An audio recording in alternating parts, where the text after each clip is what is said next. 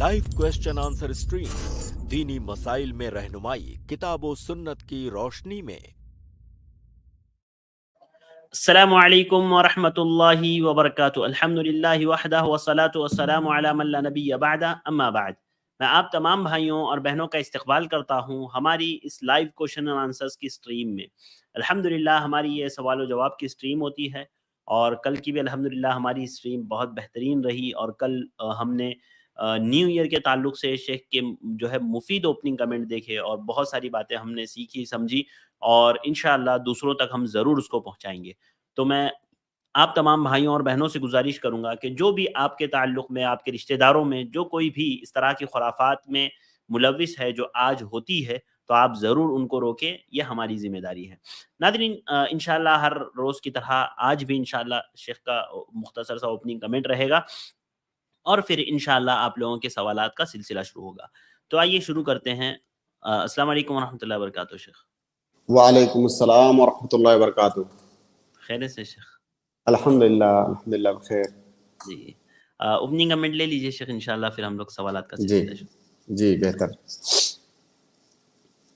बिस्मिल्लाहिर रहमानिर रहीम। अल्हम्दुलिल्लाहि रब्बिल आलमीन वल आक़िबतु लिल मुत्तक़ीन वला उद्वाना इल्ला अलल ज़ालिमीन वस्सलातु वस्सलामु अला नबियना मुहम्मद व अला आलिहि व सहबिहि अजमईन, अम्मा बाद। मोहतरम नाजरीन, गुज़श्ता कई हफ्तों से मुसलसल हम ज़ौजैन के हुकूक़ के सिलसिले में बात कर रहे हैं। चूँकि निकाह के मसाइल में ये मसला इंतहाई अहमियत का हामिल है कि अल्लाह रब्बुल आलमीन ने ज़ौजैन पर, मियाँ बीवी पर जो हुकूक आयद किए हैं एक दूसरे के लिए, उन हुकूक का अदा करना ज़रूरी है। तभी जो निकाह के मकासिद हैं वो मकासिद हम हासिल कर सकेंगे। तो इस सिलसिले में हमारी गुफ्तगू जारी है और हमने सबसे पहले बीवियों के हुकूक को बयान करना शुरू किया है। कई सारे हुकूक का जिक्र आ चुका है। आज भी इंशाअल्लाह बीवियों ही का एक हक जो शौहरों पर वाजिब है उसके बारे में हम बात करेंगे। आज का जो हमारा मसला है, वैसे तो हमारे मुआशरे के अंदर उसकी नौबत बहुत कम ही आती है, क्योंकि इस मसले को हमारे मुआशरे में एक तरह से शजरे ममनुआ बना दिया गया है और वो मसला है ताअद्दुद का, यानी एक से ज्यादा शादियां करने का। हमारी शरीयत के अंदर मर्द को इजाजत है कि अगर वो एक से ज्यादा निकाह करना चाहे तो बैक वक्त वो 4 बीवियां रख सकता है, इसकी उसे इजाजत है जी। और लेकिन हमारे समाज और मुआशरे में जो सूरत हाल है कि हम ताअद्दुदे इज़्दिवाज को या एक से ज्यादा शादी करने को हम इस नजरिए से देखते हैं जैसे कि ये कोई कबीह तरीन अमल हो। अगर कोई इस पर इक़दाम भी करता है तो समाज और मुआशरा उसे बहुत ही कराहत की निगाह से देखता है, जबकि अल्लाह रब्बुल आलमीन के जो अहकाम हैं, जो अहकाम वाजिब नहीं है, आप उन पर चाहें तो अमल करें, चाहें तो अमल ना करें। आपके ऊपर कोई जोर जबरदस्ती नहीं है, लेकिन अगर कोई उस पर अमल कर रहा है, उस जो है उसको इख्तियार कर रहा है, तो आप उसे कराहत की निगाह से नहीं देख सकते हैं। अगर उसके तई आपके दिल में कराहत का जज्बा आता है तो ये चीज कुफ्र तक पहुंच सकती है। और ताअद्दुदे इज़्दिवाज के सिलसिले में जो लोगों का नजरिया बना हुआ है या जो लोगों की राय बनी हुई है हमारे समाज और मुआशरे में, वो कराहत की हद तक है। बसा औकात कोई इंसान अगर फहाशी में मुब्तला हो जाए तो उस पर उतना लान तान नहीं करेंगे लोग जितना दूसरी शादी करने वाले पर करेंगे। और आप याद रखें कि इसका ताल्लुक हमारे अकीदा और ईमान से है। अगर हमारे दिल में इस हुक्म के तई नफरत और कराहत का जज्बा है तो ये चीज कुफ्र तक पहुंच सकती है। इस तमहीदी गुफ्तगू के बाद मैं असल मौजू पर आता हूं। अगर किसी इंसान के पास एक से ज्यादा बीवियां हैं और उसने इस समाज और मुआशरे में रहते हुए भी ये जसारत और जुरात कर ली है कि एक से ज्यादा उसने शादियां कर ली हैं, तो अब उसके ऊपर वाजिब है کہ وہ اپنی بیویوں کے درمیان عدل کرے. جتنی بھی اس کی بیویاں ہیں, 2 یا 2 سے زیادہ, ان کے درمیان عدل کرنا اس کے اوپر واجب ہے.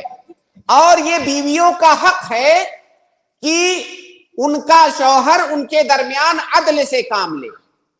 اس سلسلے میں قرآن کریم میں اللہ رب العالمین ارشاد فرماتا ہے کہ فَإِنْ خِفْتُمْ أَلَّا تَعْدِلُوا فَوَاحِدَةً.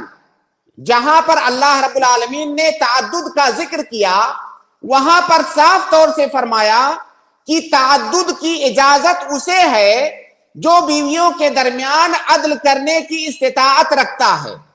اگر کسی کو یہ خوف ہو کہ وہ اپنی بیویوں کے درمیان عدل نہیں کر سکے گا تو وہ ایک بیوی پر ہی اکتفا کرے. تو خوف کی صورت میں, عدل کے سلسلے میں اگر آپ کو خوف ہے تو اس صورت میں آپ کو ایک سے زیادہ شادی کرنے کی اجازت نہیں ہے. اور ظاہر ہے خوف کس بات پر ہوتا ہے؟ کسی واجب کے چھوڑنے پر ہی خوف ہوتا ہے. تو اس سے ثابت ہوتا ہے کہ بیویوں کے درمیان عدل کرنا یہ واجب ہے. اسی طرح سے اللہ رب العالمین اسی آیت میں آگے فرماتا ہے کہ ذَلِكَ أَدْنَىٰ أَلَّا تَعُولُوا. اور جب تم ایسا کرو گے تو تم ظلم کرنے سے بچ جاؤ گے. اس کا مطلب یہ ہوا کہ اگر عدل نہیں کرتے ہو تو یہ ظلم ہے. اس کا صاف مطلب ہے کہ عدل کرنا یہ واجب ہے بیویوں کے درمیان. اسی طرح سے ایک اور آیت میں اللہ رب العالمین ارشاد فرماتا ہے کہ وَلَن تَسْتَطِيعُوا أَن تَعْدِلُوا بَيْنَ النِّسَاءِ وَلَوْ حَرَصْتُمْ فَلَا تَمِيلُوا كُلَّ الْمَيْلِ فَتَذَرُوهَا كَالْمُعَلَّقَةِ. اللہ رب العالمین نے اس آیت میں مردوں کو مخاطب کرتے ہوئے فرمایا کہ جو لوگ 2 یا 2 سے زیادہ شادیاں کر رہے ہو, تم 2 یا 2 سے زیادہ شادیاں کرنے سے جھجکو مت.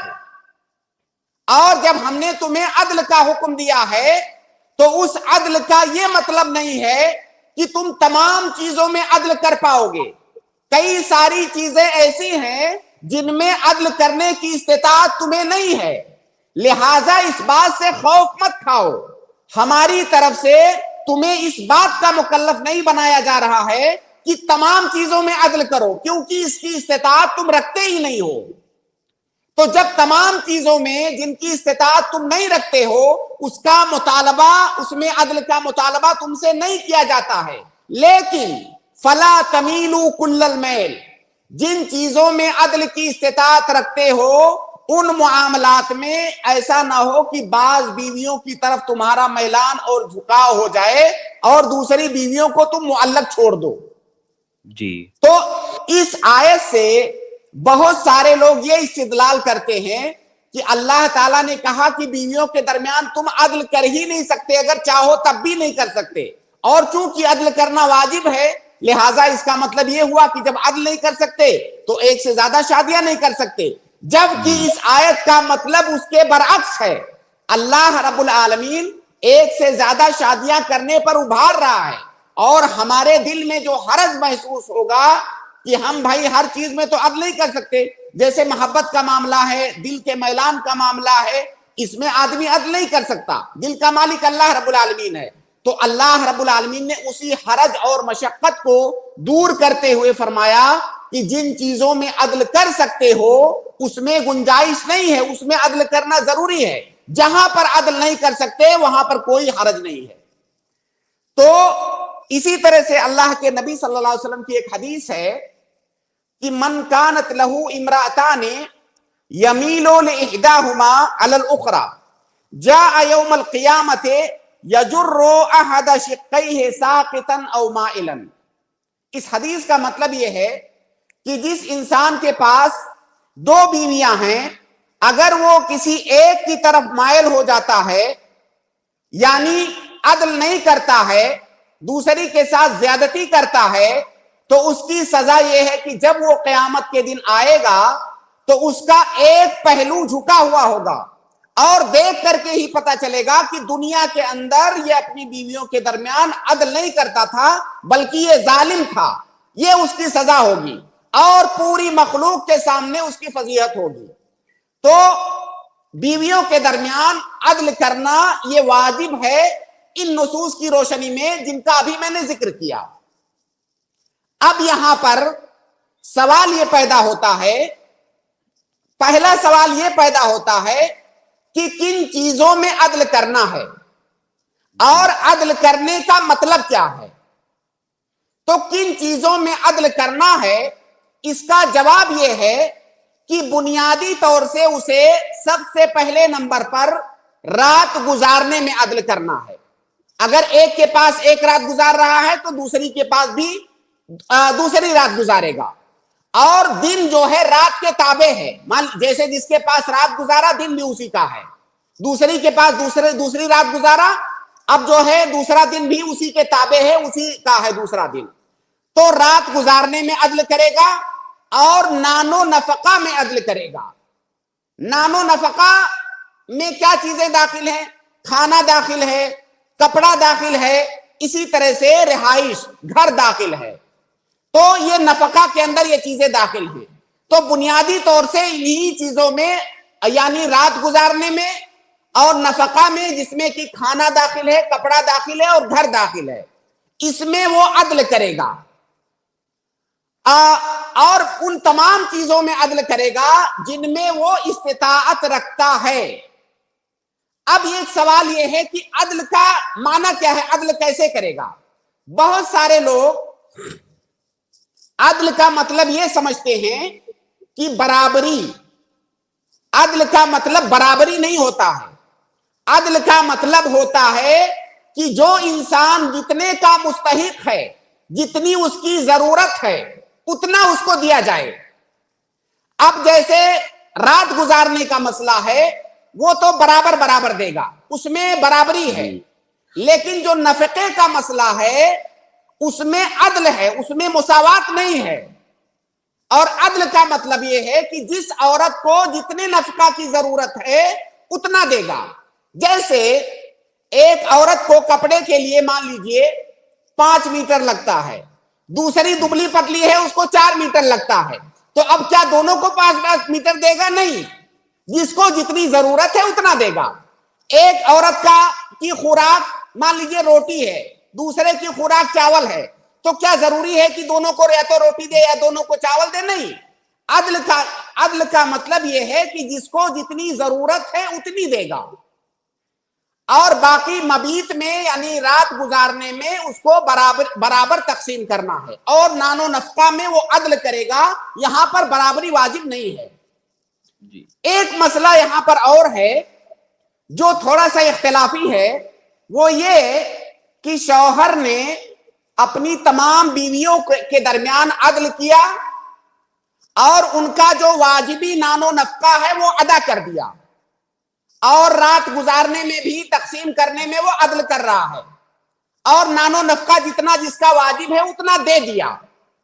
اب اس کے بعد واجب نان و نفقہ کے علاوہ اگر وہ کچھ ہدیہ تحفہ دینا چاہتا ہے الگ سے، تو کیا اس میں بھی برابری ضروری ہے، یا اس میں کسی ایک کو زیادہ دوسری کو کم، یا ایک کو دے سکتا ہے دوسری کو چھوڑ سکتا ہے؟ اس میں اختلاف ہے۔ مسئلے کو تھوڑا اور غور سے سمجھیں۔ جو واجبی نان و نفقہ ہے اس میں تو ضروری ہے کہ سب کو دے، لیکن جب واجب دے دیا، اب واجب کے اوپر جو ہے کیا اس میں بھی برابری ضروری ہے یا نہیں؟ اس میں جمہور اہل علم کی رائے یہ ہے کہ جب واجبی نان و نفقہ دے دیا، اس کے علاوہ اگر زائد وہ کچھ دینا چاہتا ہے، ہدیہ تحفہ یا کوئی چیز، تو اس میں برابری یا عدل نہیں ہے۔ اس میں چاہے تو کسی کو دے سکتا ہے، دوسری کو نہیں دے سکتا۔ پہلی کو شکایت اس لیے نہیں ہونا چاہیے کہ جو تمہارا حق تھا تمہیں مل گیا ہے، اب تمہیں اس سے زیادہ کی ضرورت نہیں ہے۔ اور دوسری رائے، یہ جمہور اہل علم کی رائے ہے، مالکیہ، شافعیہ، حنابلہ اور بہت سارے اہل علم۔ دوسری جانب دوسرا قول یہ ہے جس کو شیخ الاسلام ابن تیمیہ اور کچھ دوسرے فقہا نے اختیار کیا ہے، جن میں کی شیخ ابن عثیمین بھی ہیں، کہ واجبی نان و نفقہ دینے کے بعد بھی اگر زائد وہ کچھ دینا چاہتا ہے تو اس میں برابری ضروری ہے۔ اور جمہور اہل علم جنہوں نے کہا ہے کہ اس میں برابری ضروری نہیں ہے، جو واجب نان و نفقہ سے زیادہ ہے، انہوں نے بھی یہ بات کہی ہے کہ اگر وہ برابری کرے تو یہ زیادہ افضل ہے. اور میں بھی مناسب یہی سمجھتا ہوں موجودہ دور میں جہاں پر اختلافات اور نزاعات شدت کے ساتھ پائے جاتے ہیں کہ بہتر یہ ہے کہ اگر وہ واجب نان و نفقہ سے اوپر کچھ دینا چاہتا ہے تو اس میں بھی ان کے درمیان عدل کرے، برابری کرے. یہ زیادہ بہتر ہے، کیونکہ اس سے جو ہے وہ بہت سارے اختلافات وغیرہ سے بچ جائے گا. لیکن یہ یاد رہے کہ جمہور اہل علم کی رائے اس کے برعکس ہے کہ واجب نان و نفقہ سے اوپر جو ہے اس میں برابری ضروری نہیں ہے. یہاں پر ایک مسئلہ اور ہے کہ جیسے پہلی بیوی سے جب شادی کیا تھا تو اس نے اس کو مہر دیا تھا. اب جب دوسری سے شادی کر رہا ہے تو کیا اتنا ہی مہر دینا ضروری ہے یا کم زیادہ کر سکتا ہے؟ اس میں برابری ضروری نہیں ہے. صحیح بات یہ ہے کہ شادی کا جو فنکشن منایا تھا یا جو شادی پہ جو خرچہ کیا تھا پہلی شادی پہ، دوسری شادی پہ اسی طرح سے کرنا ضروری نہیں ہے، اس میں اسے اختیار ہے. اللہ کے نبی صلی اللہ علیہ وسلم نے اپنی مختلف بیویوں کو جو مہر دیا تھا اس مہر کی مقدار مختلف تھی، سب کو ایک برابر مہر نہیں دیا تھا، تو اس میں شوہر کو اختیار ہے. اسی طرح سے ایک مسئلہ یہاں پر اور ہے کہ ہمارے معاشرے میں دیکھا یہ جاتا ہے کہ جب کوئی شوہر، کوئی مرد جب دوسری شادی کر لیتا ہے تو جو پہلی بیوی ہوتی ہے دوسری شادی کے فوراً بعد اختلافات شروع ہوتے ہیں، اور اختلافات کا نتیجہ یہ ہوتا ہے کہ پہلی بیوی یہ مطالبہ کرتی ہے کہ اب فوراً سے پہلے جو دوسری بیوی ہے اس کو طلاق دو ورنہ میں نہیں رہوں گی. سب سے پہلا مطالبہ یہ ہوتا ہے کہ دوسری بیوی جو شادی کیے ہو اس کو طلاق دو. یا کبھی کبھی اس کے الٹا بھی ہوتا ہے، دوسری بیوی آ کر کے حاوی ہوتی ہے اور کہتی ہے پہلی بیوی کو طلاق دو. تو کیا یہ بیوی کا حق ہے کہ وہ جو اس کی سوکن ہے اس کے طلاق کا مطالبہ کرے؟ نہیں، یہ بیوی کا حق قطعاً نہیں ہے کہ اپنے سوکن کے طلاق کا مطالبہ کرے. اللہ کے نبی صلی اللہ علیہ وسلم کی ایک حدیث ہے کہ لا يحل لامرأة تسأل طلاق ان تسأل طلاق اختها لتستفرغ صحفتها فانما لها ما قدر لها. کسی بھی عورت کے لیے یہ جائز نہیں ہے کہ وہ یہ مطالبہ کرے کہ اس کا شوہر اس کی سوکن کو طلاق دے دے تاکہ وہ اکیلے راج کرے. کسی بھی عورت کے لیے یہ جائز نہیں ہے. تو اگر وہ اس کا مطالبہ کرتی ہے تو یہ مطالبہ اس کا درست نہیں ہے، جائز نہیں ہے. اسی طرح سے اگر مان لیجئے دوسری شادی کوئی آدمی کرنا چاہتا ہے، اب اس کی جو دوسری بیوی ہے یہ شرط رکھے کہ میں آپ سے شادی تو کروں گی لیکن میری شرط ہے کہ شادی کے بعد آپ اپنی پہلی بیوی کو طلاق دے دیں گے. اب ایسی صورت میں کیا اس کا یہ شرط رکھنا درست ہے؟ نہیں، اس کا یہ شرط رکھنا درست نہیں ہے. اور اگر اس وقت شوہر نے یہ شرط مان بھی لیا تو اس شرط پر عمل کرنا اس کے لیے ضروری نہیں ہے. کیوں؟ کیونکہ یہ شرط ہی باطل ہے. یہ شرط باطل ہے، یہ کسی اپنے سوکن کے طلاق کی شرط رکھ کر کے شادی کرنا یہ جائز نہیں ہے، یہ شرط باطل ہے. اسی طرح سے ایک مسئلہ یہاں پر یہ ہے کہ بہت ساری عورتیں شادی کے بعد یہ مطالبہ کرتی ہیں کہ مجھے طلاق دے دو. کیا عورت کے لیے جائز ہے کہ اپنے شوہر سے دوسری شادی کے بعد یہ مطالبہ کرے کہ مجھے خلا چاہیے یا مجھے طلاق چاہیے؟ یہ مطالبہ اس کا جائز نہیں ہے. کسی بھی عورت کا اپنے شوہر سے طلاق کا مطالبہ صرف شرعی عذر کی بنیاد پر جائز ہے، اور یہ شرعی عذر نہیں ہے.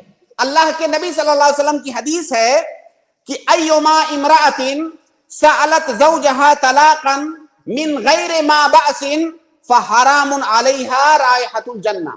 اگر کسی بیوی نے اپنے شوہر سے بغیر کسی شرعی عذر کے طلاق کا مطالبہ کیا تو ایسی عورت پر جنت کی خوشبو حرام ہے.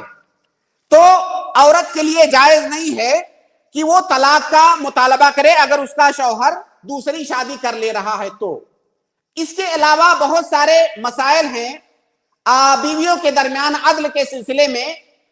وقت ہمارے پاس اتنا زیادہ نہیں ہوتا ہے اوپننگ کمنٹ میں کہ ان تمام مسائل کا ذکر کیا جائے، لیکن موٹے طور پر یہ بنیادی مسائل ہیں کہ اگر کوئی انسان دوسری شادی کر رہا ہے, اس کے پاس ایک سے زیادہ بیویاں ہیں, تو ان کے درمیان ان تمام چیزوں میں عدل کرنا اس کے اوپر واجب ہے جن میں عدل کرنے کی وہ استطاعت رکھتا ہے, اور جن چیزوں میں عدل کی استطاعت نہیں رکھتا ہے وہ معفو عنہ ہے, اس میں عدل کرنا یہ واجب نہیں ہے. جیسے دل کا میلان ہونا, کسی کی جانب زیادہ دل کا رجحان ہونا, یہ انسان کی استطاعت میں نہیں ہے. جیسا کہ اللہ کے نبی صلی اللہ علیہ وسلم کی حدیث ہے, آپ نے فرمایا اللہ رب العالمین سے دعا کرتے ہوئے کہ اللہ رب العالمین یہ میری تقسیم ہے, اور میں اللہ کے نبی صلی اللہ علیہ وسلم تقسیم کرتے تھے راتوں کو اپنی بیویوں کے درمیان, اور آپ نے کہا کہ یہ میری تقسیم ہے جو میں استطاعت رکھتا ہوں جس کی, تو میرا مؤاخذہ ان چیزوں پر نہ کرنا جس کی استطاعت میں نہیں رکھتا ہوں, جیسے دل کا حال, تو ان چیزوں میں عدل کرنا واجب نہیں ہے جس کی استطاعت انسان نہیں رکھتا ہے.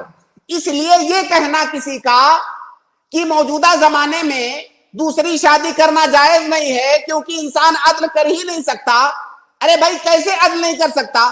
ظاہری چیزوں میں عدل کرنا اس کے اوپر واجب ہے, باطنی اور داخلی چیزوں میں عدل کرنا واجب نہیں ہے.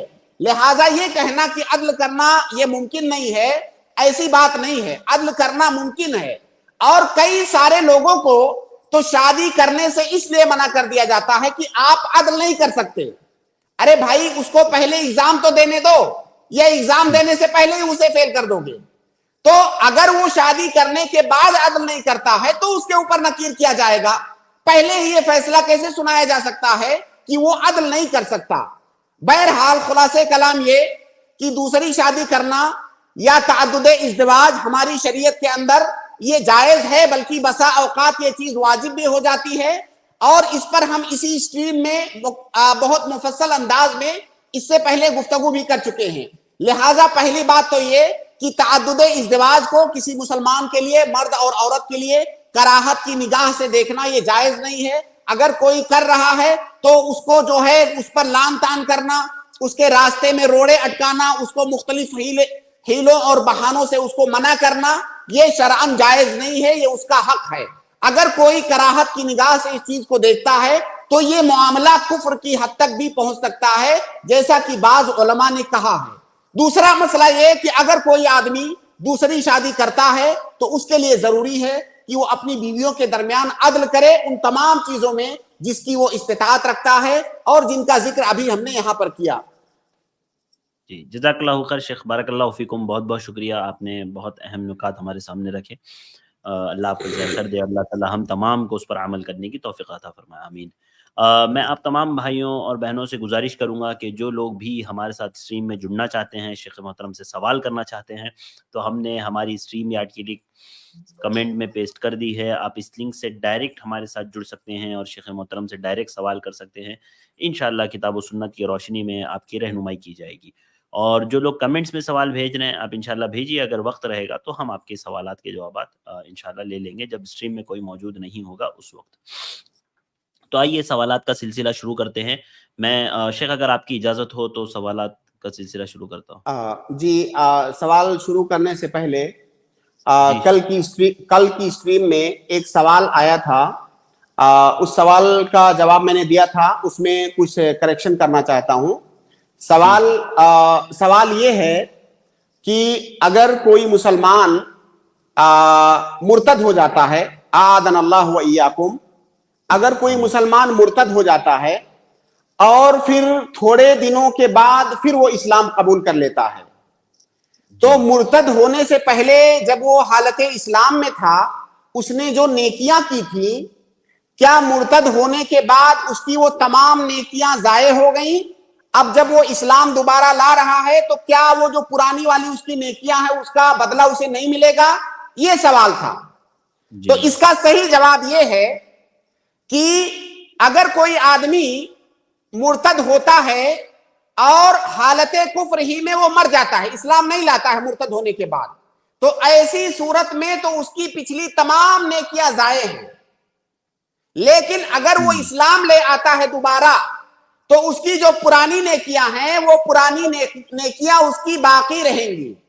جیسا کہ قرآن کریم میں اللہ رب العالمین نے فرمایا کہ وَمَن يَرْتَدِدْ مِنْكُمْ عَنْ دِينِهِ فَيَمُتْ وَهُوَ كَافِرٌ, फउलाइका हबितत आमालुहुम फिद दुनिया वल आखिरह।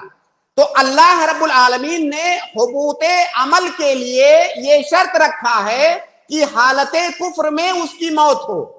अगर वो मुर्तद होने के बाद दोबारा इस्लाम ले आता है तो उसका अमल जाये नहीं होगा, उसके उस अमल का अजर सवाब ये बाकी रहेगा। तो ये एक करेक्शन था जिसका जिक्र करना मैंने मुनासिब समझा। जज़ाकल्लाहु खैर शेख, जज़ाकल्लाहु खैर। बारकल्लाह। आइए हम लोग सवालात का सिलसिला शुरू करते हैं। सिस्टर तबस्सुम, अस्मा तबस्सुम, मैं आपको ऐड कर रहा हूँ, आप अपना सवाल शेख मोहतरम से कर सकते हैं। अस्सलाम वालेकुम हजरत। अस्सलाम वरहमतुल्लाहि वबरकातुहू। हजरत, जब एक तलाक जब एक टाइम में 3 टाइम दो गवाह को दे डाले तो वह तलाक हो जाती है क्या? फिर से रिपीट करें, मैं समझा एक नहीं। मर्तबा और रिपीट करें सिस्टर सवाल। हजरत, जब तलाक एक ही दफा में 3 टाइम बोल लिए, 2 गवाह को रखो, क्या वो तलाक हो जाती है क्या? जी जी। देखिए सिस्टर, पहली बात तो ये कि तलाक देने के लिए गवाही रखना जरूरी नहीं है, क्योंकि गवाही की शर्त उन चीजों में होती है जिनमें सामने वाले की रजामंदी जरूरी हो। जब मर्द तलाक दे रहा है तो ऐसा नहीं है कि औरत जब उस तलाक को एक्सेप्ट करेगी तब तलाक होगी। मर्द ने तलाक दे दिया तो तलाक वाक़ई हो जाएगी, लिहाजा तलाक पर गवाह बनाना जरूरी नहीं है। ये पहली बात। दूसरी बात यह है कि तलाक देने का जो शरई तरीका है वो ये कि औरत को एक तलाक दिया जाए, उसने अब वो एक तलाक देने के बाद दूसरी, तीसरी, चौथी, 10वीं बार जितनी बार बोले उसका कोई फायदा नहीं है। उसने जब एक तलाक बोल दिया, तलाक वाक़ई हो गई, वो औरत मुतल्लका हो गई। अब बार बार उसको तलाक बोलने से कोई फायदा नहीं, क्योंकि जिसका तलाक ऑलरेडी हो चुका है उसको आप तलाक क्यों दे रहे हैं।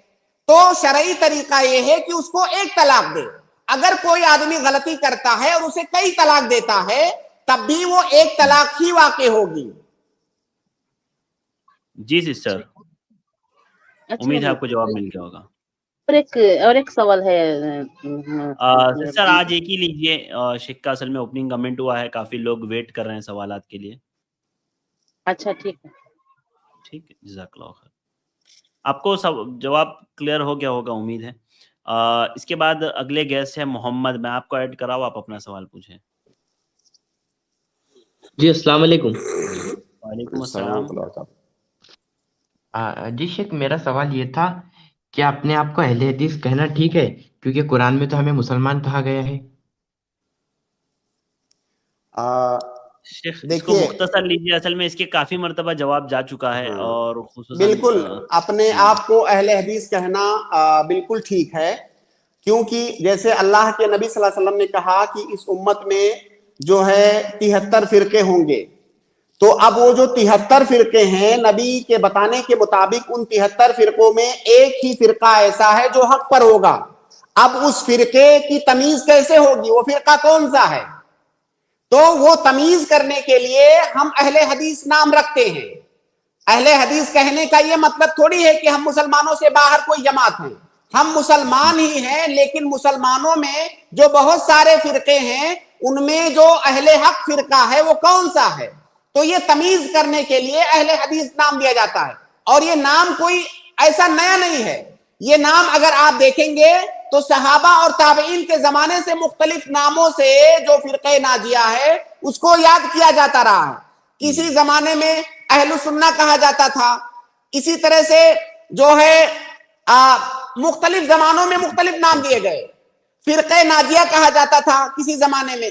तो जब जो है मुसलमानों में मुख्तलिफ जमातें पैदा हुई, बहुत सारी जमातें गुमराह हुई, तो जो फिरका या जो जमात अहले हक है, जो हक पर है, उसने लोगों से अपनी तमीज करने के लिए अपना एक नाम रखा। तो ये नाम रखने में कोई हर्ज नहीं है। जी वाज़ेह है शेख, वाज़ेह है। भाई हमारे पास हमारा i+CV के आप यूट्यूब चैनल पर जाएंगे ना, तो इंशाल्लाह आपको वहां पर इस ताल्लुक से कुछ वीडियोस मिल जाएंगे। इंशाल्लाह वहां पर आप इसकी तफसील भी देख सकते हैं। जी अरशद भाई, जज़ाकल्लाह। बहुत बहुत शुक्रिया मोहम्मद भाई हमारे साथ जुड़ने के लिए। اگلے گیسٹ ہیں ہمارے سرفراز نواز، میں آپ کو ایڈ کر رہا ہوں، آپ اپنا سوال پوچھ سکتے ہیں. جی سرفراز بھائی. السلام علیکم شیخ. وعلیکم السلام ورحمۃ اللہ وبرکاتہ. اچھا میرا سوال یہ ہے، جی فرمائیں. یہاں پہ مسجد ہے، یعنی کہ عشاء کے بعد یہاں کے مسجد میں عشاء کے بعد جو ہے ہفتے میں 3 یا 4 دن کچھ موضوع پہ بیان ہوتا ہے. بیان کے بعد جو ہے اجتماعی دعائیں ہوتی ہیں، تو یہ کیا عدت ہے مجلس میں کیا ہم بیٹھ سکتے ہیں؟ آواز بہت ڈسٹرب ہے جی بھائی کی، سمجھ نہیں آ شیخ رہا بھائی مجھے. نے کہا کہ نماز کے بعد ایک درس ہوا عشاء کی نماز کے فوراً بعد، اور پھر اس کے بعد دعا ہوئی ہے، تو کیا وہ پوچھ رہے ہیں کیا یہ بدعت ہے؟ اجتماعی دعا، سرفراز بھائی اجتماعی دعا. جی اجتماعی دعا ہے، ہفتے میں 3-4 دن ہوتا ہے، عشاء کی بعد ہے. جی جی دیکھیے اجتماعی دعا ہے، صحیح. جی اجتماعی دعا ایک عبادت ہے، اور عبادت کی جو حیت اور کیفیت ہونی چاہیے، اس کی صفت ہونی چاہیے، وہ بھی توقیفی ہے. یعنی دعا کی جو صفت اور کیفیت ہونی چاہیے وہ بھی ثابت ہونی چاہیے. اور اجتماعی دعا یہ ایک خاص کیفیت ہے، اجتماعی طور سے دعا کرنا یہ ایک خاص کیفیت ہے. اب اگر اس خاص کیفیت میں آپ دعا کرتے ہیں تو یہ ثابت ہونا چاہیے. تو اس طرح سے درس کے بعد تو اجتماعی روز دعا آتا ہے. کرنا. جی ارشد بھائی. جی شیخ. تو درس کے بعد اجتماعی دعا کرنا یہ ثابت نہیں ہے. البتہ اس طرح سے کیا جا سکتا ہے کہ جیسے درس میں واعظ و نصیحت ہوتی ہے، درس دینے والا اپنے لیے اور سارے حاضرین کے لیے اپنے درس کے اندر دعا کرتا ہے، جیسا کہ اللہ کے نبی صلی اللہ علیہ وسلم خطبوں میں کیا کرتے تھے، تو اس طرح سے وہ دعا کر سکتا ہے. درس میں ظاہر درس ہے، خطبہ ہے، واعظ ہے، نصیحت ہے، اس میں وہ دعا کر رہا ہے آخر میں سب کے لیے، اس میں اپنے لیے بھی دعا کرے، سارے مسلمانوں کے لیے دعا کرے. تو اس کو اجتماعی دعا نہیں کہیں گے. اجتماعی دعا یہ ہے کہ درس ختم ہو گیا، اب جو درس دینے والا ہے ہاتھ اٹھا رہا ہے، دعا کر رہا ہے، پیچھے پیچھے لوگ آمین بول رہے ہیں. یہ کیفیت ثابت نہیں ہے، اس کیفیت کے ساتھ دعا نہیں کرنا چاہیے. جی سرفراز بھائی مزید کچھ پوچھنا ہے اس پر، اسی سوال سے متعلق؟ جی اس مجلس میں بیٹھ سکتے ہیں، جی اس مجلس میں بیٹھ سکتے ہیں کیونکہ عشاء کے فوراً بعد ہو جاتا ہے. جی شیخ بیٹھ سکتے ہیں، کیا پوچھ رہے ہیں وہ؟ آپ درس سنیے، اور جب درس ختم ہو جائے آپ چلے آئیں، اور اگر آپ استطاعت رکھتے ہیں تو ان کو سمجھائیں بھی کہ بھائی دعا کی یہ کیفیت ثابت نہیں ہے. اللہ کے نبی صلی اللہ علیہ وسلم کے زمانے میں بھی واعظ و نصیحت کی مجلسیں لگتی تھی، کیا ان مجلسوں کے اختتام پر اجتماعی دعا کی جاتی تھی؟ نہیں. جی سرفراز بھائی. جی واضح ہے شیخ، جی واضح جزاک ہے. اللہ. جزاک اللہ. تو شیخ مطلب عمومی درس کے بعد بھی نہیں کر سکتے اجتماعی دعا؟ دیکھیے میں نے اس کی 2 شکلیں بتائی. ایک تو یہ ہے کہ جو واعظ کرنے والا ہے، درس دینے والا، جیسے ابھی میں کچھ درس دے رہا ہوں، میں آخر میں عمومی دعا کرتا ہوں سارے لوگوں کے لیے، اپنے لیے بھی، تمام سننے والوں کے لیے، مسلمانوں کے لیے. تو اس کو اجتماعی دعا نہیں کہیں گے، وہ خطیب یا واعظ جو ہے وہ دعا کر رہا ہے. اجتماعی دعا یہ ہے کہ باقاعدہ وہ دعا کرے، پیچھے لوگ آمین بولے، اجتماع اس کے ساتھ شامل ہوں، اس کے ساتھ اس دعا میں شامل ہوں. تو یہ دعا ثابت نہیں ہے. جی جی جزاک اللہ خیر شیخ. اس کے بعد اگلے گیسٹ ہے سسٹر امت اللہ، میں آپ کو ایڈ کر رہا ہوں، آپ اپنا سوال پوچھ سکتی ہیں انشاءاللہ. سسٹر امت اللہ ہے، اس کے بعد پھر میں بالترتیب امین بھائی ہیں، اور پھر جو ہے جیسے ترتیب ہے انشاءاللہ میں آپ کو لوں گا. تو سسٹر امت اللہ آپ سوال کر سکتی ہیں اپنا. جی شیخ ارشد کو شاید یہ بات معلوم ہے نہیں، میں آپ کو بتانا چاہ رہی تھی کہ جب ہم ڈائریکٹ لنک سے جڑتے ہیں نا 8 بجے سے پہلے، تو آپ لوگوں کے پاس جو بھی باتیں ہوتی رہتی ہے اور آپ لوگ تیاری کرتے رہتے ہیں، اور دوسری بھی باتیں نا سب آتی ہے اسکرین پہ. اچھا نہیں، اصل میں نیچے بیک سٹیج پہ ہوتے تو آواز نہیں آتی ہے عام طور سے. اسٹریم کا سسٹم ایسا ہے نا کہ جب تک ہم آپ کو اسٹریم میں ایڈ نہیں کریں گے نا، नहीं आती है, next- 2-3 बार से ऐसे हो रहा है, तो मुझे लगा कि आपको बताना चाहिए। जज़ाकल्लाह खैर सिस्टर, जी जी बहुत बहुत शुक्रिया। जी फरमाइए सिस्टर, क्या सवाल है आपका? सवाल ये है ना कि हम अगर तहज्जुद की नमाज पढ़ें आखिरी तिहाई रात में, और फिर जब उसके बाद हम वित्र पढ़े हैं, तो जब हम वित्र पढ़े तो वित्र की नमाज का एक हिस्सा तो सुबह सादिक से पहले हुआ और एक थोड़ा सा पार्ट जो है ना बाद में हो रहा है, तो ऐसा चलेगा क्या? फजर की नमाज के वक्त के बाद भी वित्र की नमाज उसमें हो रही है, तो ऐसा चलता है क्या? नहीं, जो वित्र की नमाज का वक्त है वो इशा की नमाज से के खत्म होने के बाद से लेकर के तुलुए फजर तक है, इसके दरमियान होना चाहिए। ये उसका सुन्नत वक्त है, ये उसका मसनून वक्त है कि इशा की नमाज खत्म होने से लेकर के तुलुए फजर के दरमियान होना चाहिए, तुलुए फजर के बाद नहीं। अगर किसी वजह से आपकी वित्र की नमाज छूट गई है, आपने छोड़ा नहीं है, छूट गई है, तो आप बाद में पढ़ सकती हैं, उसमें कोई, तब वो कज़ा है, वो अदा नहीं है। अदा जो है इशा और तुलुए फजर के दरमियान है। जी जी सिस्टर, आपको जवाब मिल गया? नहीं शेख, नमाज शुरू तो किए थे जब फजर का टाइम नहीं हुआ था, लेकिन नमाज खत्म होने तक हो गया, 1 रकात समझिए कि 3 रकात में से नमाज के कोई हरज नहीं है। अगर आपने पहले शुरू कर दिया था तो आप खत्म कर लीजिए, लेकिन आदमी को कोशिश करना चाहिए, इतना जो है उसको ताखिर करके क्यों पढ़े कि अभी फजर की अजान होने वाली है। अगर आपने शुरू कर दिया है नमाज तो आप उसको कंप्लीट कर लीजिए, वक्त दाखिल हो जाने दीजिए, इसमें कोई हरज नहीं, इंशाल्लाह इंशाल्लाह इंशाल्लाह। जी सिस्टर, उम्मीद है आपको जवाब मिल गया होगा। मजीद कुछ पूछना है इस पर? जी अल्हम्दुलिल्लाह। नहीं, बहुत शुक्रिया। जज़ाकुमुल्लाह। इसके बाद अगले गेस्ट हैं अमीन भाई, मैं आपको ऐड कर रहा हूँ, आप अपना सवाल शेख मोहतरम से पूछ सकते हैं। अस्सलाम वालेकुम शेख। वालेकुम अस्सलाम वरहमतुल्लाहि वबरकातुहू। शेख, मैं कभी कभार बाहर होता हूँ तो मैं देखता हूँ कि कोई ना किसी दूसरे की गाड़ी मार देता है, तो शेख क्या गवाही देनी है मुझे या मुनकर होगा? क्योंकि मुझे पता भी नहीं है कि पहले उसकी गाड़ी पे डैमेज था या नहीं था, या मुझे खामोश रहना है? जी। हाँ, देखिए, अगर किसी भी मसले में आप किसी के ऊपर ज्यादती होते हुए देख रहे हैं, जुल्म होते हुए देख रहे हैं, तो आपको बिल्कुल भी गवाही देना चाहिए। जालिम के, मजलूम के साथ आपको खड़ा होना चाहिए, और अगर गवाही की जरूरत पड़े तो आपको गवाही भी देना चाहिए।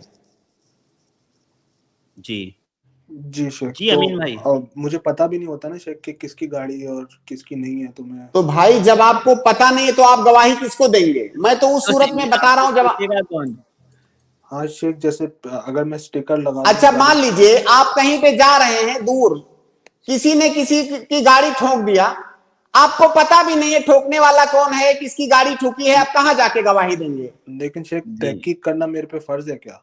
नहीं, बिल्कुल नहीं, आपके ऊपर फर्ज नहीं है। तहकीक करने के लिए मुल्क के अंदर निजाम कानून मौजूद है, उसके लिए इदारे मौजूद है, वो तहकीक करेंगे। ठीक है शेख, ठीक है। जज़ाकल्लाह खैर अमीन भाई, बहुत बहुत शुक्रिया हमारे साथ जुड़ने के लिए, और अल्लाह आप लोगों को जज़ाए खैर दे। माशाल्लाह आप लोग रेगुलर जुड़ते हैं, अल्लाह ताला आपकी कोशिशों को, अल्लाह ताला आपके जज्बे को कबूल करें। इसके बाद अगले गेस्ट है SF, मैं आपको ऐड कर रहा हूँ, आप अपना सवाल पूछ सकते हैं। जी सिस्टर। हज़रत, मैं कुरान शरीफ की तजवीज़ सीखने जाती हूँ, वहाँ पर मस्तूरात होते हैं और वहाँ तबलीग जमात के मस्तूरात हैं पूरे भी, ये कि अहले हदीस, वहाँ तालीम चलती है फ़ज़ाइल अमाल की, और मसाइल भी पूछे जाते हैं। जब मसाइल पूछने के बाद सवालात भी करते हैं, हमको जवाब भी देना पड़ता है। क्या हम जवाब हम जो सीखें वो बोलना पड़ता है, क्या उन्होंने सिखाते हैं वो बोलना पड़ता है? वो बोलने से उन्हें मना करते हैं, ऐसा नहीं है, तो हम क्या वहाँ पर जाएं? जी सिस्टर, अगर किसी ऐसे तहफीज के हलके में जा रही हैं जो तबलीगी जमात वाले चलाते हैं, और वहां पर सिर्फ कुरान हिफ्ज करवाया जाता है, तजवीज सिखलाया जाता है, तब तो जाने में कोई हरज नहीं है। अगर आपको अपने ईमान और अकीदा को कोई खतरा नहीं है, कोई ऐसी चीज वहां नहीं होती है जिससे आपके अंदर गुमराही आए, तब तो कोई हरज नहीं है, सिर्फ कुरान सीखने तक की जहां तक बात है। लेकिन अगर वहां पर जो तबलीगी निसाब है, फजाइल अमाल या उनके और बहुत सारे जो खुराफाती निसाब हैं, अगर उसका दर्स वहां पे दिया जाता है, उसमें आप शरीक ना हो, क्योंकि उस दर्स में शरीक होने की इजाजत हम उसी आदमी को दे सकते हैं जो सही और गलत में तमीज करने की इस्तिताअत हो उसके पास, वो समझ सके कि इसमें सही क्या है गलत क्या है। क्योंकि फजाइले आमाल में बहुत सारी सही हदीसें हैं, बहुत सारी सही बातें हैं, लेकिन बहुत सारी ज़ईफ और मौजू रिवायत और खुराफात बातें हैं। तो एक आम आदमी उनके दरमियान तमीज नहीं कर सकता है। तो एक आम आदमी को हम जो है भूसे के ढेर में सुई ढूंढने के लिए नहीं कहेंगे कि इसमें आप तलाश कीजिए कि हक क्या है बातिल क्या है। तो आप ऐसी मजलिस में शरीक ना हो। अगर सिर्फ कुरान हिफ्ज करने की बात है तब इंशाअल्लाह कोई हरज नहीं है इसमें, लेकिन फजाइल आमाल के दर्स में आप शरीक ना हो। जी सिस्टर, उम्मीद है आपको जवाब मिल गया होगा। हमें बैठकर सुन के खाली कुरान शरीफ सुना के आ सकते ना? हाँ, आप कुरान सुनाइए, कुरान सीख करके चलिए आइए। और शेख आपको आवाज आ रही है हमारी? शायद शेख का थोड़ा सा नेटवर्क प्रॉब्लम हो गया है। जी सिस्टर, आप का सवाल का जवाब यहीं पर कंप्लीट होता है ना कि आप कुरान सीख करके आ जाएं और उस तरह के दुरूस में आप शिरकत ना करें। ठीक है, जज़ाकल्लाहु खैर हमारे साथ जुड़ने के लिए। इंशाल्लाह इसी तरह IPLUS देखते रहिए आप और हमारे साथ जुड़े रहिए। अल्लाह ताला आप लोगों को जज़ाए खैर दे और आप अपने सवालात शेख मोहतरम से करते रहिए। इंशाल्लाह किताब व सुन्नत की रोशनी में आपको रहनुमाई मिलेगी। मैं अपने तमाम भाइयों और बहनों से गुजारिश करूँगा कि अभी कोई स्टूडियो ज्वाइन करने की कोशिश ना करें, क्योंकि शेख यहाँ से रिमूव हुए हैं। अभी वो दोबारा ज्वाइन होंगे तो हम इंशाल्लाह आप लोगों के सवालात लेंगे। और आप लोगों से गुजारिश है कि ज़रा इस लिंक को जो आप तक पहुँचती है ना हमारी IPLUS TV की लिंक, तो आप ज़रा मेहरबानी करके अपने दोस्तों अहबाब में भी शेयर किया कीजिए, क्योंकि ये भी एक दावत है, ये भी एक खैर का काम है। इंशाल्लाह अल्लाह ताला इस पर भी आपको अजर देंगे। शेख हमारे साथ ज्वाइन हो गए हैं दोबारा, मैं ऐड कर रहा हूँ। अस्सलाम वालेकुम शेख। वालेकुम सलाम, माफ कीजिएगा। कोई मसला नहीं है शेख, जज़ाकल्लाहु खैर दोबारा ज्वाइन होने के लिए। मैं अगला सवाल ले रहा हूँ। यूनुस इब्न रहमा, मैं आपको ऐड कर रहा हूँ, आप अपना सवाल पूछ सकते हैं। अस्सलामु अलैकुम रहमतुल्लाहि व बरकातुहू शेखीन। अस्सलाम व रहमतुल्लाहि व वालेकुम बरकातुहू। सलाम व रहमतुल्लाहि व यूनुस भाई फरमाएं, क्या सवाल है आपका? जी शेख, सवाल से पहले डॉक्टर नसीम को शुक्रिया अदा करना चाहूँगा शेख, उन्होंने कल के मसाइल को फिर वाज़ेह तरीके से समझा है आज। जी शेख, मेरा सवाल ऐसा है शेख कि मान लीजिए कि मैं ही हूँ और मैंने असर नमाज पढ़ी और मैंने सीधा इशा के वक्त उठकर मैंने इशा पढ़ ली और 4-5 दिन बाद मुझे याद आया कि मैंने कुछ दिन पहले तो मैंने नमाज ही नहीं पढ़ी मगरिब की। जी, तो उस नमाज को मैं अदा करूं या फिर उसका हो गया वक्त? जज़ाकल्लाह।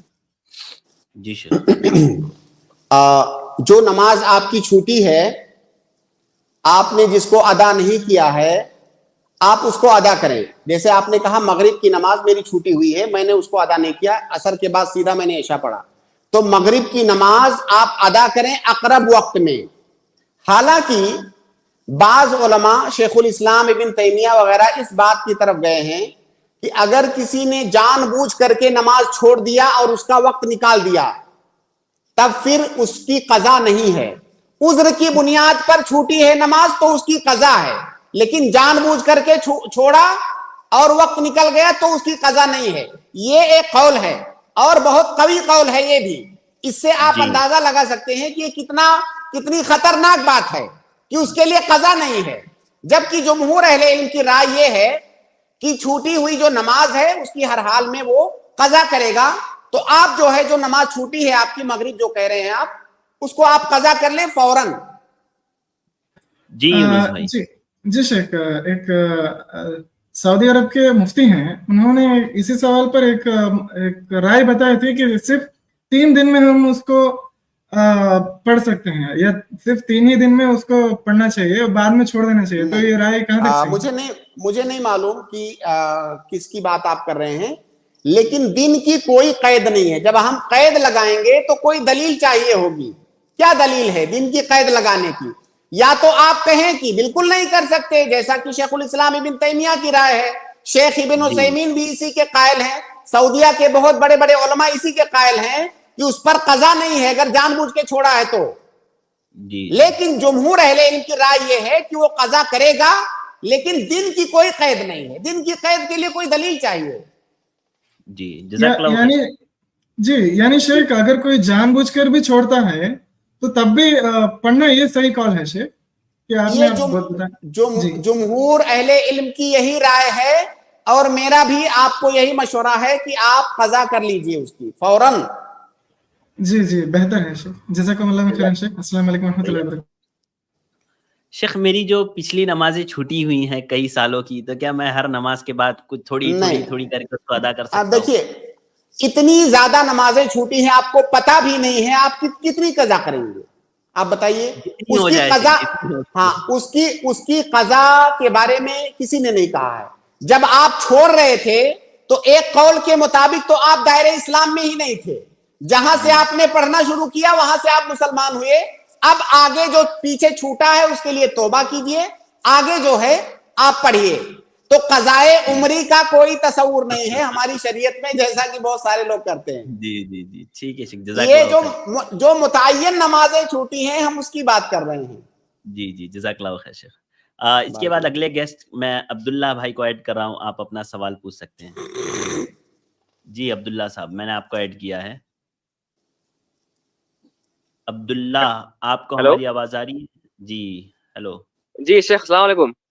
वालेकुम अस्सलाम रहमतुल्लाहि व बरकातहू।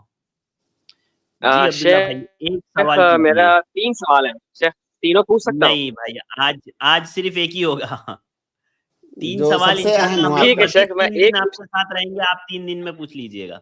अभी फिलहाल एक पूछ लीजिए। ठीक है शेख, तो मैं यही पूछता हूँ शेख, जैसे मतलब मैं सफर में हूँ, तो सफर में जैसे मगरिब टाइम में निकला, अब मगरिब टाइम में निकला तो अजान ही हो रही थी और मुझे ट्रेन पकड़नी 15 मिनट में, तो मस्जिद जा नहीं पाया, तो क्या मैं उस घर में बैठ के अपने ये सलात को जमा कर सकता हूँ ऐशा मगरिब की? क्योंकि ट्रेन में शेख ऐसा होता है कि एकदम खचाखच भरी ट्रेन है और पैसेंजर ट्रेन है तो उसमें जगह मिलती नहीं, इतनी गंदी ट्रेन होती है शेख, तो ऐसे वजाहत करते हैं। बिल्कुल आप कर सकते हैं। देखिए जमा करने का जो मसला है, जमा करने का मसला कसर से ज्यादा आसान है। कसर के लिए सफर जरूरी है लेकिन जमा के लिए सफर जरूरी नहीं है, जमा के लिए उज्र का होना जरूरी है। और ये जो आप बता रहे हैं कि अभी मैं निकलूंगा तो ऐशा के टाइम में खचाखच भरी हुई ट्रेन में रहूंगा, ये बहुत बड़ा उज्र है, तो इसलिए आप जमा कर सकते हैं मगरिब की नमाज को के साथ ऐशा की नमाज को। शेख एक लास्ट नहीं अब्दुल्ला भाई माजरत, असल में किसी को हमने मौका नहीं दिया है, आपको मौका दे दें। आप कल आइए इंशाल्लाह, कल आपके 2 सवालात मैं लूंगा इंशाल्लाह। ठीक है इंशाल्लाह। खैर भाई मान लेने के लिए बहुत बहुत शुक्रिया। अगले गेस्ट है खान इंशाल्लाह, इसके बाद मैं डॉक्टर अब्दुल कदीर और सिस्टर शगुफ्ता आपको इंशाल्लाह ऐड करूंगा। जी खान आप बताएं आपका क्या सवाल? अस्सलाम वालेकुम वरहमतुल्लाहि वबरकातुहू। सर क्या किसी वजह से तरबियत या खर्च का बहाना करके बच्चों की तादाद पर कोई फैसला कर सकता है कि कितने बच्चे होने चाहिए? नहीं, देखिए बच्चे बच्चों की पैदाइश को रोकने की इजाजत सिर्फ इस सूरत में, देखिए मुकम्मल रोकने की इजाजत उस सूरत में है जब डॉक्टरों ने बता दिया हो कि अगर आपकी बीवी को हमल हुआ तो इसकी जिंदगी को खतरा है। मोतमद डॉक्टरों ने कहा कि इसकी जिंदगी को खतरा है, तो आप मुकम्मल रोक सकते हैं।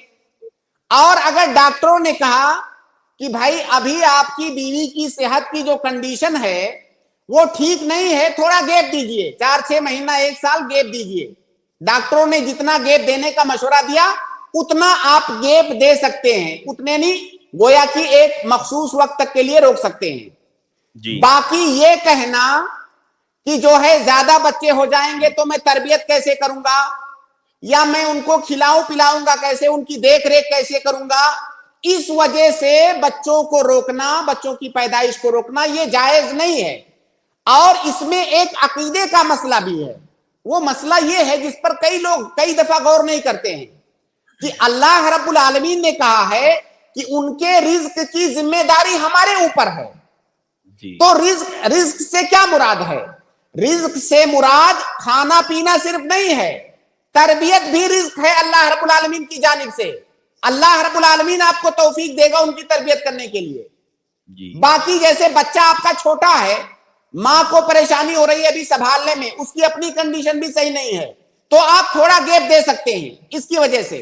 लेकिन ये कहना कि ज्यादा बच्चे हो जाएंगे तो कैसे पालूंगा, कैसे तरबियत करूंगा, कैसे खिलाऊं पिलाऊंगा, ये ना सिर्फ ये कि नाजायज है, बल्कि इसका ताल्लुक हमारे अकीदे से भी है, इसका ताल्लुक हमारे तवक्कुल से भी है। अगर कोई आदमी ये अकीदा रखता है कि बच्चे को रोजी मैं देता हूं, तब तो ये कुफ्र है, ये शिर्क है। बच्चे को रोजी देने वाला अल्लाह रब्बुल आलमीन है, जैसा कि कुरान में कई जगह पर अल्लाह रब्बुल आलमीन ने कहा है कि हम तुम्हें भी रोजी देंगे, उनको भी रोजी देंगे। तो अगर कोई इस बुनियाद पर बच्चा रोक दे रहा है कि कैसे खिलाऊं पिलाऊंगा, कैसे तरबियत करूंगा, तो ये नाजायज है, बल्कि ये चीज कुफरिया अकीदे तक जा सकती है। जी जज़ाकल्लाहु खैर। जी खान भाई। जज़ाकल्लाह शेख, जवाब मिल गया है। शेख अगर गुस्ल करते वक्त दरमियान में शर्मगाह पर हाथ लग जाए तो क्या बाद में वजू? आपको नहीं मौका नहीं दे सकता, मैं माजरत चाहूंगा आपसे। कल आइए इंशाल्लाह, कल जरूर आपको मैं मौका दूंगा इंशाल्लाह। 2 सवालात आप कर लीजिएगा। अगले गेस्ट है हमारे डॉक्टर अब्दुल कदीर, मैं आपको ऐड कर रहा हूँ, आप अपना सवाल शेख से पूछ सकते हैं। जी डॉक्टर साहब, आपको आवाज आ रही है? जी डॉक्टर साहब, आपको आवाज आ रही है हमारी? आपकी आवाज नहीं आ रही है, आप अनम्यूट तो है लेकिन आपकी आवाज हम तक नहीं पहुंच पा रही है। जी वॉल्यूम आप अपना चेक कर लीजिए एक बार। ठीक है, जब तक नेटवर्क आप दुरुस्त करें या एक मरतबा रिमूव होके दोबारा ज्वाइन करें, मैं इंशाल्लाह तब तक दूसरा सवाल ले लेता हूँ। सिस्टर शगुफ्ता, मैं आपको ऐड कर रहा हूँ, आप अपना सवाल शेख मोहतरम से पूछ सकती हैं। अस्सलाम वालेकुम। वालेकुम अस्सलाम व रहमतुल्लाह। जी मैंने ये जी सिस्टर। शेख जी, मैंने ये पूछना है कि मेरा बेटा है जी, उसकी शादी का कोई सवाब नहीं लग रहा है, मैं बहुत परेशान हूँ, कोई वजीफा मुझे बता दो, मेहरबानी होगी आपकी। जी शेख। देखिए बहन शगुफ्ता, इसके लिए ऐसा कोई खास वजीफा नहीं है कि उस वजीफे को आप पढ़ेंगी और शादी हो जाएगी।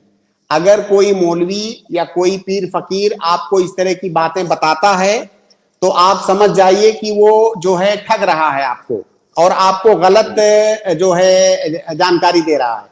ऐसा कोई खास वजीफा नहीं है कि उसको आप पढ़ेंगे तो बेटे की शादी लग जाएगी। हाँ, ऐसा आम वजीफा है कि हमारी जो भी जरूरत हो हम अल्लाह रब्बुल आलमीन के सामने हाथ उठाएं, दुआ करें। ये सिर्फ शादी के लिए नहीं, अपनी तमाम जरूरतों के लिए। अल्लाह रब्बुल आलमीन हमसे कहता है कि जो भी तुम्हारी जरूरत हो हमें पुकारो, हम सुनेंगे। तो अल्लाह रब्बुल आलमीन से आप दुआ कीजिए, और उसके साथ साथ आप दुनियावी जो वसाइल हैं उसको भी इख्तियार कीजिए। जिस तरह से अल्लाह ताला ने दुआ करने के लिए कहा है, आपको तगोदौ करने के लिए, भाग दौड़ करने के लिए, हरकत करने के लिए, तलाश करने के लिए इसका हुक्म भी दिया है, जिसको हम असबाब कहते हैं, और ये तवक्कुल के मुनाफी नहीं है। तो पहली बात तो आप दुआ करें और उसके लिए आप कोशिश करें, इंशाअल्लाह अल्लाह रब्बुल आलमीन आसान करेगा। बाकी ऐसा कोई वजीफा नहीं है कि वही वजीफा पढ़ेंगे और शादी हो जाएगी। जी जी सिस्टर शगुफ्ता, उम्मीद है आपको जवाब मिल गया होगा। आप म्यूट है, मैं आपको अनम्यूट कर रहा हूँ। जी जी हाँ ठीक है। जी जज़ाकल्लाहु खैर सिस्टर, उम्मीद है आपको जवाब मिल गया होगा। असल में होता है शेख, आमतौर से ऐसे ही ना, हमारे यहाँ लोग ऐसे ही चाहते हैं। अभी बाज़ वक़्त हमारे पास भी इस तरह से फ़ोन आता है कि बच्चा 17-18 साल का हो गया है, अभी नाफरमान हो गया है, कोई वजीफा बता दो कि वो सुधर जाए। तो मतलब कैसा है ना कि एक दुआ पढ़े हम और वो ठीक हो जाए, सब यही चाहते हैं। इसके बाद मैं डॉक्टर साहब आपको ऐड कर रहा हूँ, डॉक्टर अब्दुल कदीर, आपका कोई सवाल हो तो आप ज़रूर पूछें। जी डॉक्टर साहब, आपको आवाज़ आ रही है हमारी? आपकी आवाज़ हम तक नहीं पहुँच पा रही है, आप अनम्यूट है अभी भी, लेकिन आपकी वॉइस नहीं आ रही है। जी, आप म्यूट और अनम्यूट हो रहे हैं, लेकिन शायद आपकी वॉइस, नेटवर्क प्रॉब्लम होगा आपका या आपका माइक का प्रॉब्लम होगा। जी, आई अभी आई आवाज़। जी डॉक्टर साहब, अस्सलाम वालेकुम। ठीक है, शायद आप नहीं, आपकी आवाज़ हम तक पहुँच पा रही है, माज़रत, इस वजह से मैं आपको ہٹا رہا ہوں یہاں سے. اگلے گیسٹ ہیں ہمارے مسلم. آپ اپنا سوال شیخ محترم سے پوچھ سکتے ہیں. السلام علیکم. وعلیکم السلام ورحمۃ اللہ وبرکاتہ. جی بھائی جی فرمائیں. حضرت کل آپ نے ایک بیان دیے تھے کہ نبی صلی اللہ علیہ وسلم جب ہجرت کر کے گئے تو وہاں پہ دیکھتے ہیں کہ لوگ کئی طرح کی عید منا رہے تھے. تو آپ صلی اللہ علیہ وسلم نے ان لوگوں کو 2 عید دی, عید الاضحیٰ, عید الفطر. تو یہ حدیث میں جاننا چاہتا تھا کہاں کس چیز پہ. اچھا حوالہ اس کا چاہیے آپ کو؟ جی جی جی ہاں عید الفطر اور عید الاضحیٰ کا حوالہ چاہیے آپ کو؟ جی نہیں یہ ان کو حدیث دیے ہے, آپ اس کا حوالہ ابدلہما. شیخ آپ وہ حدیث ان کو نکال کر کے بتائیے میں کہاں پہ سرچ ہے. کر لیتا ہوں, جب تک میں دوسرا سوال لے لیتا ہوں. آپ سوال کا جواب دے دیجئے, میں حدیث سرچ کر لیتا ہوں شیخ. اس کے بعد میں اگلے گیسٹ ایڈ کر رہا ہوں یوسف محمد یوسف بھائی کو. یوسف بھائی آپ اپنا سوال شیخ محترم سے کریں. السلام علیکم. جی السلام. سر میرا سوال ہے, قرآن میں آیا ہے ان الذین آمنوا وعملوا الصالحات. تو یہ صالحات کیا چیز ہے؟ جیسے ہم فجر نماز پڑھتے ہیں اور نفل پڑھتے ہیں, اور یہ سوال اس لیے پیدا ہوا کہ جیسے لوگ کہتے ہیں کہ کوئی بھی عمل اللہ کو پسند آ جائے تو میں جنتی ہو جاؤں, اس لیے پیدا ہوا, اس کو جواب دینے کے لیے. میں سوال سے آپ کا کیا مقصود ہے میں بالکل نہیں سمجھ سکا, معذرت خواہ ہوں. آپ دوبارہ بتائیں آپ چاہتے کیا ہیں. ان الذین آمنوا وعملوا الصالحات, یہ قرآن میں کئی جگہ آیا ہے کہ جو لوگ ایمان لائے اور عمل صالح کیا. تو عمل صالح یہ ایمان کا حصہ ہے. ایمان لائے اللہ رب العالمین پر, اس کے اسماء و صفات پر, اس کی کتابوں پر, اس کے انبیاء اور رسل پر, اس کے ملائکہ پر, یوم آخر پر, قیامت پر, قضاء اور قدر پر, ان تمام چیزوں پر ایمان لائے. ساتھ میں ایمان کے جو تقاضے ہیں ان کو پورا کیا. ایمان کے تقاضوں میں سے ایک تقاضا ہے عمل کرنا. تو اللہ رب العالمین یہاں مومنوں کے بارے میں بتا رہا ہے کہ جو لوگ ایمان لائے اور اس کے ساتھ ساتھ اعمال صالحہ کیا. اب اس میں سوال کیا ہے آپ کا؟ اس میں سوال یہ ہے کہ یہ صالحات عمل کون سا ہے؟ جیسے ہم ایک فجر نماز پڑھتے ہیں, ایک نفل پڑھتے ہیں, تو اس میں فجر نماز. ہاں بالکل, ابھی تھوڑا سا کلیئر ہوئی آپ کی بات. اللہ رب العالمین نے ہمیں کچھ کاموں کو کرنے کا حکم دیا ہے اور کچھ کاموں سے روکا ہے. تو جن کاموں کو کرنے کا حکم دیا ہے ان میں کچھ واجب کام ہیں, کچھ مستحب اور مندوب کام ہیں. تو یہ دونوں داخل ہیں اس کے اندر.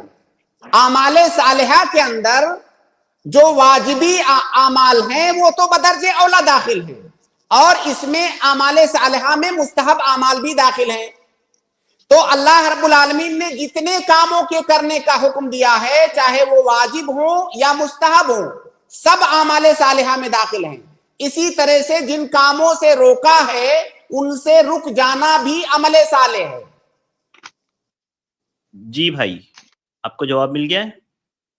جی اس میں ایک لوگ یہ کہتے ہیں نا کہ ہمارا کوئی عمل کب پسند آ جائے اللہ کو تو جنتی ہو جائے. تو یہ وہی پوچھنا تھا کہ یہ عمل پھر مان لیجیے یہ جو دوسری بات آپ کہہ رہے ہیں اس کا پہلی بات سے کہیں دور دور تک بھی کوئی تعلق نہیں ہے. میرے سمجھ میں نہیں آ رہا یہ بات کو آپ پہلی بات سے کیسے جوڑ رہے ہیں.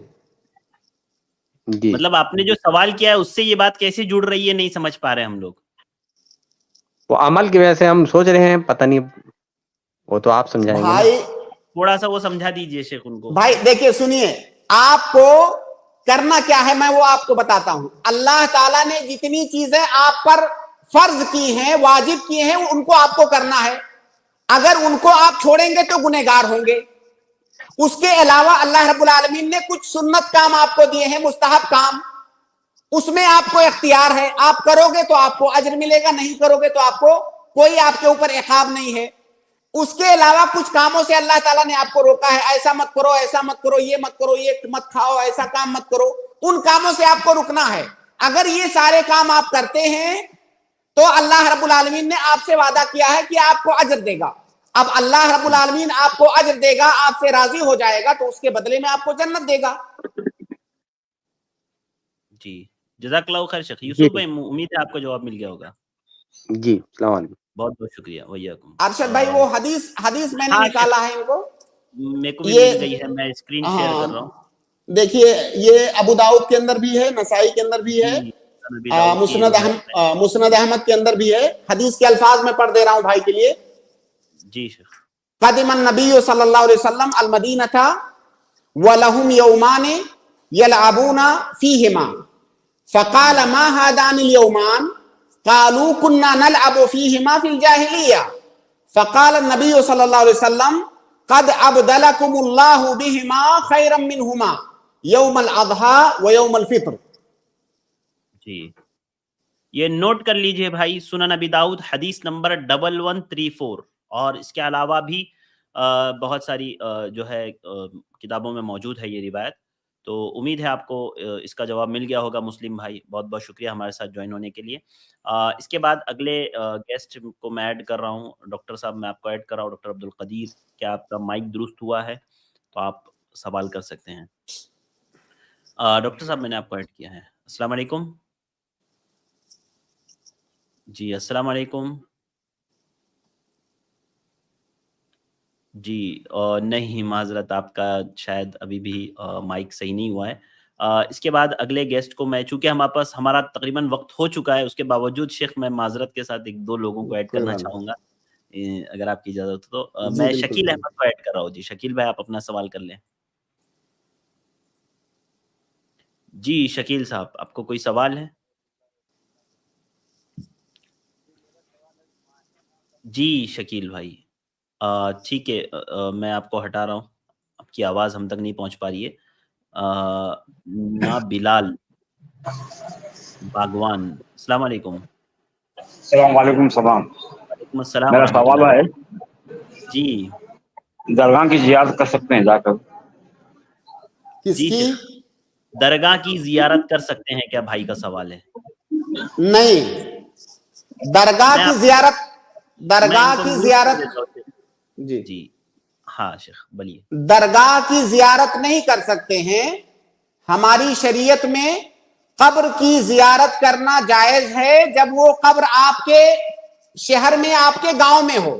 آپ اس کی زیارت کر سکتے ہیں. اس کا طریقہ یہ ہے کہ آپ وہاں جائیے اور سلام کیجئے، السلام علیکم اہل الدیار من المؤمنین والمسلمین وَإِنَّا إِن شَاءَ اللَّهُ بِكُمْ لَلَاحِقُونَ، جو کہ اللہ کے نبی صلی اللہ علیہ وسلم جب قبر پر جاتے تھے تو یہ پڑھتے تھے. تو یہ قبر کی زیارت ہے. جو قبر کے اندر مدفون ہیں ان کے لیے آپ اللہ رب العالمین سے ان کی مغفرت کے لیے، ان کے درجات کی بلندی کے لیے آپ دعا کریں، ان کے لیے، اپنے لیے نہیں. قبر پر زیارت کریں، سلام کریں، قبر والے کے لیے اللہ تعالیٰ سے مغفرت کی دعا کریں، بس یہ قبر کی زیارت ہے. لیکن درگاہ کی زیارت یہ مختلف ہے قبر کی زیارت سے، کیونکہ جب آپ درگاہ کہتے ہیں تو آپ وہاں زیارت کرنے نہیں جاتے ہیں، آپ وہاں اپنے لیے مرادیں مانگنے جاتے ہیں، چادر چڑھانے جاتے ہیں. درگاہ کی قبر پکی بنی ہوتی ہے، یہ سارے بدعات اور خرافات ہوتے ہیں. وہاں قوالیاں ہوتی ہیں، وہاں جو ہے چراغاں ہوتا ہے، یہ درگاہ کا مطلب ہوتا ہے. تو درگاہ ہماری شریعت کے اندر درگاہ کا کوئی تصور نہیں ہے. اور شرک اور خرافات کی جتنی قسمیں ہیں وہ تمام قسمیں درگاہوں پر ہوتی ہیں. اس لیے آپ اپنے ایمان کو بچائیے، محفوظ رکھیے، وہاں مت جائیے، قطعاً نہیں جائیے. شرک کا جو اعلیٰ ترین جو ہے جو قسمیں ہوتی ہیں وہ درگاہوں پر انجام دی جاتی ہیں. جی جزاک اللہ خیر شیخ. جی جزاک اللہ خیر، بہت بہت شکریہ. اللہ تعالیٰ اس بلا سے، اس مصیبت سے تمام مسلمانوں کو محفوظ رکھیں، آمین. اس کے بعد میں ڈاکٹر عبدالقدیر صاحب آپ کو ایڈ کر رہا ہوں، تو بتائیں آپ کا مائک ابھی درست ہوا ہے کیا؟ السلام علیکم. وعلیکم السلام. آواز آ رہی شیخ میری؟ ہاں ہاں آپ کی آواز آ رہی ہے. جی کیسے شیخ آپ اور ڈاکٹر نسیم کیسے؟ سب خیریت؟ الحمدللہ. الحمدللہ. شیخ میرے سوال یہ تھا کہ اگر بیوی جو ہے کما رہی ہو، جاب کر رہی ہو، لیکن اگر بیوی اپنے والدین کو دینا چاہ رہی ہے، مطلب شوہر ظالم ہے لیکن بیوی جو ہے اپنے والدین کو، مطلب اس کو بیٹا نہیں ہے، والدین کچھ مجبوری میں ہے، تو جو کمایا ہوا پیسہ کچھ رقم اپنے والدین کو سپورٹ کرنا چاہ رہی ہے، تو شوہر راضی نہیں ہے، लेकिन इधर देखे तो वो बेटा कोई भी नहीं देखने के लिए, तो इस मामले में इस कैसे करना चाहिए? मतलब उस शौहर के लिए के बात मानना चाहिए या शौहर के छुपाए हुए पैसा, कुछ पैसा रकम वालिदैन को दे सकते हैं? जज़ाकल्लाह, बारकल्लाह फीकुम। इसमें कई पॉइंट में मैं बात करूंगा इस सवाल पे। पॉइंट नंबर 1, बीवी के लिए नौकरी करना उस वक्त जायज है जब उसका शौहर उसे इजाजत दे, नंबर 1। नंबर 2, नौकरी करना बीवी के लिए उसी वक्त जायज है जब उस नौकरी की नौइयत ऐसी हो जिसमें वो पर्दे वगैरह का जो उसके ऊपर शरई अहकाम है औरत के लिए घर से बाहर निकलने के, वो तमाम अहकाम पर अमल करते हुए नौकरी करे तब। ये नंबर 2। यानी गोया कि शौहर के लिए इजाजत देना जायज ही नहीं होगा अगर उसकी बीवी ऐसी जगह नौकरी करती है जहां पे शरई अहकाम और हुदूद की पाबंदी नहीं की जाती है, तो शौहर के लिए जायज ही नहीं है। नंबर 3, अगर शौहर ने इजाजत दे दिया है नौकरी करने की और उसकी बीवी ऐसी जगह नौकरी करती है जहां शरान नौकरी करना उसके लिए जायज है, तो जाहिर है उसको तनख्वाह मिलेगी। अब वो जो तनख्वाह है वो बीवी का माल है, वो शौहर का नहीं है। अब बीवी का जब वो माल है और उसके वालिदैन फकीर हो गए हैं, तो जब वालिदैन फकीर हो गए तो उन वालिदैन के बच्चों के ऊपर लाजिम है कि अपने वालिदैन पर खर्च करें, और उनके बच्चों में बेटी भी आती है, तो उसके ऊपर ना सिर्फ ये कि जायज है, बल्कि अगर उस बेटी के पास पैसा है और वालिदैन फकीर हैं तो बेटी के ऊपर वाजिब है कि वालिदैन पर खर्च करे वो, और शौहर उसमें रोक नहीं सकता है। अगर वो बीवी का माल है तो हाँ, अपना माल रोक सकता है कि भाई मैं अपने पास से नहीं दूंगा, उसे इख्तियार है, लेकिन जो बीवी का माल है उसमें नहीं रोक सकता है। जी डॉक्टर साहब, आपको मजीद कुछ पूछना है इसमें? शेख, इसका मतलब इस मामले में शौहर की इताअत नहीं किया जा सकता, समझाया जा सकता उसको? भाई जैसे सुनिए आपको मैं एक मिसाल, जैसे बीवी के ऊपर, आपकी बीवी पर नमाज पढ़ना वाजिब है, अगर आप कहो कि नहीं मैं तुझे नमाज नहीं पढ़ने दूंगा, तो क्या आपकी इताअत करेगी? वो नहीं करेगी। नहीं, सही। वालिदैन अगर फकीर हैं तो बच्चों के ऊपर वाजिब है उन पर खर्चा करना, अगर बच्चे अमीर हैं तो जो चीज वाजिब है उस वाजिब से कैसे वो रोक सकता है? जी सही कहा जी। सही, बहुत बहुत शुक्रिया। जज़ाकल्लाह खैर, बारकल्लाह फीकुम। अस्सलाम वालेकुम। आमीन। वालेकुम अस्सलाम व रहमतुल्लाहि व बरकातहू। अच्छा शेख, अगर कोई शौहर ये शर्त रखे अपनी बीवी से कि मैं तुझे इजाजत दे रहा हूँ काम करने की, 50% तू मुझे देगी। बिल्कुल, ये मसला मैं जिक्र कर चुका हूं शेख अरशद, अगर आपको याद आ रहा हो कि अगर बीवी नौकरी करने की इजाजत मांग रही है और शौहर ये शर्त रख रहा है कि मैं इस शर्त के साथ इजाजत दूंगा कि इतना % उसका मुझे दोगी, तो ये शर्त रखना उसके लिए जायज है, तो फिर उसको देना होगा। अच्छा, बीवी को देना लेकिन हाँ बिल्कुल, लेकिन ये याद रखें कि शौहर के लिए इजाजत देना उसी वक्त जायज है जब वो नौकरी ऐसी जगह पर करती हो जहां पर वो पर्दे, इफ्फत, इस्मत, इज्जत के साथ नौकरी कर सकती हो, शरीयत की कोई मुखालफत ना हो रही हो, और ऐसा बहुत कम है, बहुत कम है, ये भी मैं बता दूं। जी ठीक है शेख, जज़ाकल्लाह खैर। ऐसा लग रहा है शेख गोया रिश्वत की एक शक्ल नहीं हो जाएंगी शेख? नहीं, देखिए असल में ये शर्त की शक्ल है। जैसे आप इसको यूं समझें, आप अच्छा कि आपने ये आखिरी पॉइंट जिक्र कर दिया। जी देखिए, जैसे औरत का घर में रहना और जो सर्विस वगैरह है औरत की, शौहर को प्रोवाइड करना, वो चीजें ये शौहर का हक है जो बीवी के ऊपर वाजिब है। अब वो शौहर अपने उन हुकूक से तनाजुल कर रहा है। जैसे बीवी मान लीजिए 8 घंटा 7 घंटा घर से बाहर रहेगी, ये 8 घंटा 7 घंटा किसका है? शौहर का है। वो उससे तनाजुल कर रहा है तो उसके बदले में वो मांग रहा है, तो ऐसा नहीं कि वो रिश्वत है, वो अपने हक से तनाजुल कर रहा है इस शर्त के साथ कि उसके बदले में आपको ये देना होगा। लेकिन बहुत से काम ऐसे होते हैं ना शेख कि औरत घर में शौहर का भी ख्याल रखते हुए फिर वो अपना काम भी कर रही है और घर के कामों में कोई कोताही नहीं। बिल्कुल उसमें इजाजत की जरूरत नहीं है। अगर घर के अंदर है और शौहर के सारे काम वो कर रही, सारे जो वाजिबात है अदा कर रही है, उसके बाद वो कुछ काम कर ले जा रही है घर में, तो वो जो कमाई है उसकी अपनी है खालिस। जी जज़ाकल्लाहु खैर शेख, वाज़ेह हैं। बारक बहुत अल्लाह बहुत शुक्रिया शेख, वक्त हमने ज़्यादा ले लिया आपसे, कोई लेकिन बात नहीं। अल्हम्दुलिल्लाह काफ़ी मुफीद बातें आपने बताई। अल्लाह ताला हमें इसको कबूल करने, इस पर अमल करने की अल्लाह ताला तौफीक अता आमीन फरमाए। आमीन आमीन आमीन। आमीन बहुत या बहुत शुक्रिया शेख, मैं अपने तमाम पूरी जज़ाकल्लाह टीम और तमाम नाज़रीन की जानिब से आपका शुक्रगुज़ार हूँ कि अल्हम्दुलिल्लाह आप हमें वक्त देते हैं और बहुत सी कीमती बातें आप हमें बताते हैं। अल्लाह अल्लाह ताला रब्बुल से आलमीन दुआ है कबूल अल्लाह ताला फरमाए। आपकी सेहत में, अल्लाह ताला आपके अहल व अयाल में, माल में अल्लाह रब्बुल आलमीन बरकत अता फरमाए। आमीन आमीन। आमीन इंशाअल्लाह कल मुलाकात होगी शेख, बहुत बहुत इंशाअल्लाह शुक्रिया। अस्सलाम इंशाअल्लाह। वालेकुम। अस्सलाम वालेकुम। इसके बाद मैं तमाम नाज़रीन का शुक्रगुज़ार हूँ और साथ ही साथ उन भाई बहनों से मैं माज़रत ख़्वाह हूँ जिन लोगों के सवालात नहीं हो पाए, चाहे जावेद भाई हो, जावेद मकानदार, अब्दुल्ला हद, रेहाना सिस्टर, रुबीना सिस्टर, यासीन, आदिल, राफ़े, आप तमाम से मैं माज़रत ख़्वाह हूँ कि आप लोग स्ट्रीम में जॉइन रहे लेकिन आपका वक्त नहीं आ पाया, आपको मौका नहीं मिल पाया सवालात का। इंशाअल्लाह कल आप लोग आइए, मैं आपको पहले तरजीह दूँगा, इंशाअल्लाह मैं आपके सवालात पहले लूँगा, अगर कल आप लोग आते हैं तो। और जिन लोगों ने कमेंट्स पे भी सवाल किए थे, उनसे भी माज़रत, क्योंकि आज ओपनिंग कमेंट रहा है शेख का, तो वक्त हमारे पास ऑलरेडी कम था और इसलिए कमेंट से हम सवालात नहीं ले पाए। इंशाअल्लाह हम कल मुकम्मल कोशिश करेंगे कि कल स्ट्रीम के लोगों के भी सवालात हो जाए और कमेंट्स के भी सवालात हो जाए। आज के लिए बस इतना ही, मुझे दीजिए इजाज़त, इंशाअल्लाह कल फिर मुलाकात होगी। अस्सलामु अलैकुम व रहमतुल्लाहि व बरकातुहू।